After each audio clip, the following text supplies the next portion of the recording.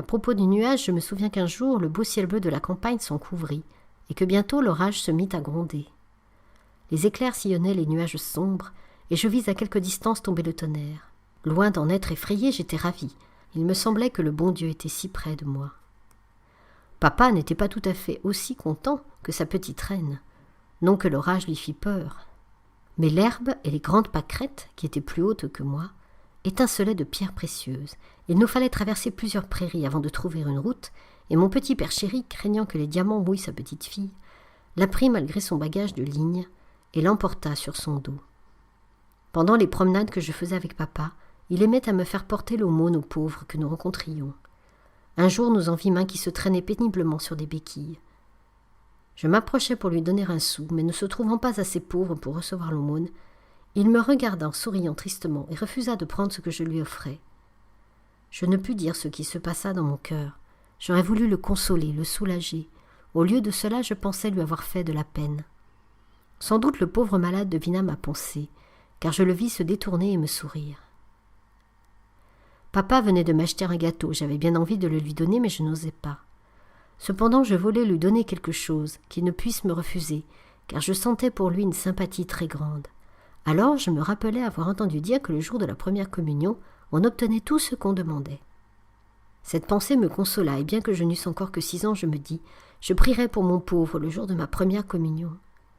Je tins ma promesse 5 ans plus tard, et j'espère que le bon Dieu exauça la prière qu'il m'avait inspiré de lui adresser pour un de ses membres souffrants.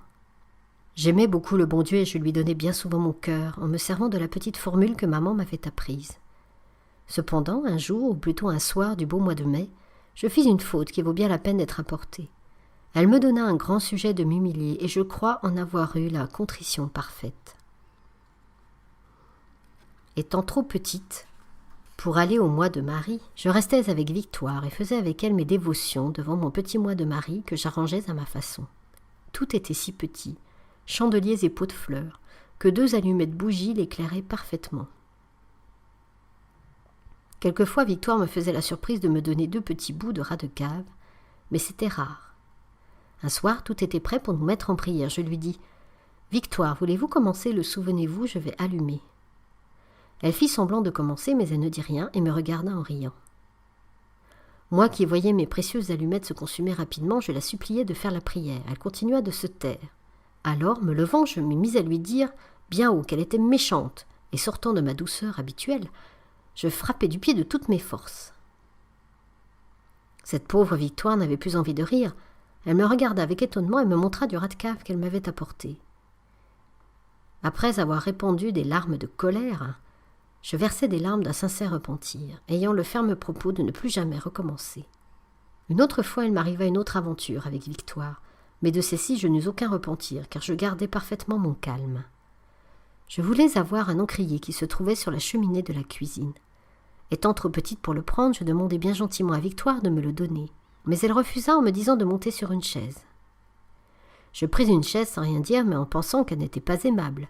Voulant le lui faire sentir, je cherchais dans ma petite tête ce qui m'offensait le plus. Elle m'appelait souvent, quand elle était ennuyée de moi, petite mioche, ce qui m'humiliait beaucoup.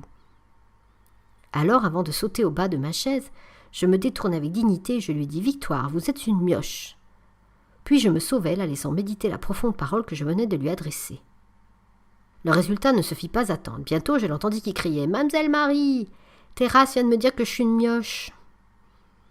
Marie vint et me fit demander pardon, mais je le fis sans contrition, trouvant que puisque Victoire n'avait pas voulu allonger son grand bras pour me rendre un petit service, elle méritait le titre de mioche. Cependant, elle m'aimait beaucoup et je l'aimais bien aussi. Un jour, elle me tira d'un grand péril où j'étais tombée par ma faute. Victoire repassait, ayant à côté d'elle un seau avec de l'eau dedans. Moi, je la regardais en me balançant, comme à mon habitude, sur une chaise. Tout à coup, la chaise me manque et je tombe non pas sur terre, mais dans le fond du seau. Mes pieds touchaient ma tête et je remplissais le seau comme un petit poulet remplit son œuf. Cette pauvre Victoire me regardait avec une surprise extrême, n'ayant jamais vu pareille chose. J'avais bien envie de sortir, ou plutôt de mon seau, mais impossible, ma prison était si juste que je ne pouvais pas faire un mouvement. Avec un peu de peine, elle me sauva de mon grand péril, mais non pas ma robe et tout le reste qu'elle fut obligée de me changer, car j'étais trempée comme une soupe.